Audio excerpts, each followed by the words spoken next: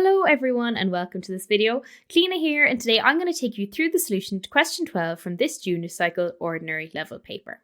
So we're told that in January 2021, people were allowed to travel 5 kilometers from their home to exercise. Strange to even think it happened now, but anyways.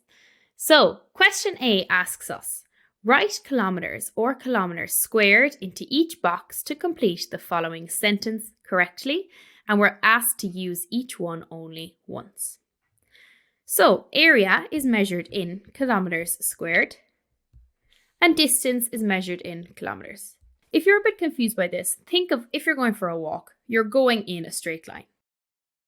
I know there might be some bends or whatever, but that's just in kilometers. But when we're thinking of area, we're usually talking about, say, a square or a circle. So let's take a square for an example. So here's your kilometers that you've just walked. But if you're thinking about area, there's also going to be this side of it. So that's kilometers as well. So to make a square, so in the area is going to be kilometers by kilometers. So it's going to be kilometers squared. So for the first question there, for filling in areas measured in kilometers squared and distance in kilometers, you're going to get 5 marks. B asks us to use the following formula to work out the circumference of a circle with a radius of 5 kilometers.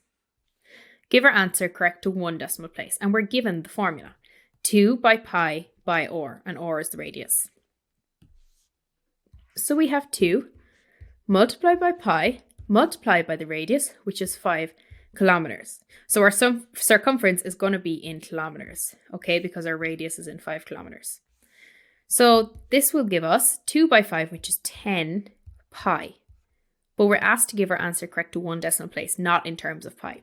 So let's take out our calculator and find out what 10 pi is. So I'm going to press the change button here, and that'll give me 31.4 kilometers.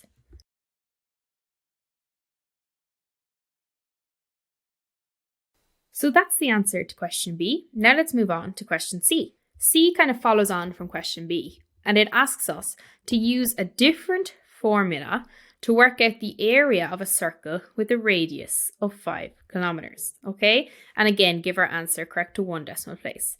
So now we're working out the area, so we know our answer is going to be in kilometers squared.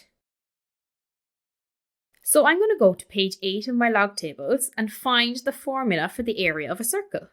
So here on page 8, we have the circle, and the A stands for area, and it's pi r squared. So let's use this formula.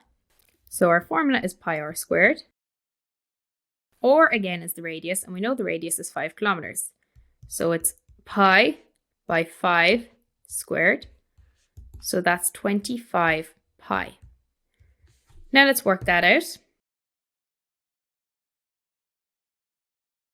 25 pi, let's change it to decimal place, and it's 78.5. So 78.5 kilometers squared, and this is our answer for part C. So for part B and for part C together, okay, for 31.4 kilometers and 78.5 kilometers, you're going to get a total of 10 marks.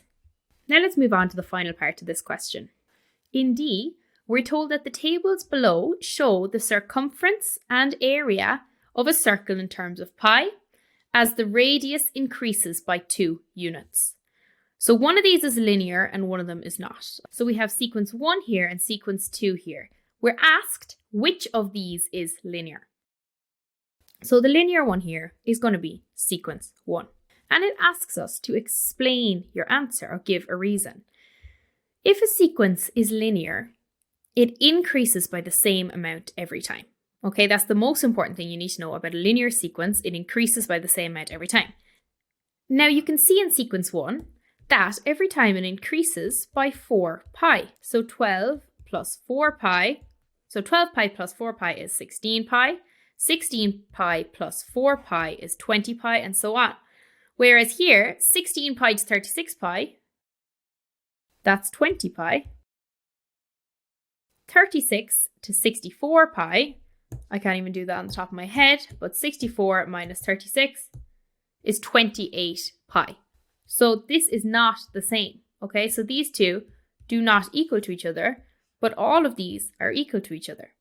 So it's sequence 1, and the reason is that it increases by the same amount every time. And for this question and for your reason, you're going to get a total of 5 marks. Okay guys, so that's all for this video. Thank you very much for watching. I hope you found this helpful and that it might have cleared up anything that you were confused about. I'll see you all in the next video.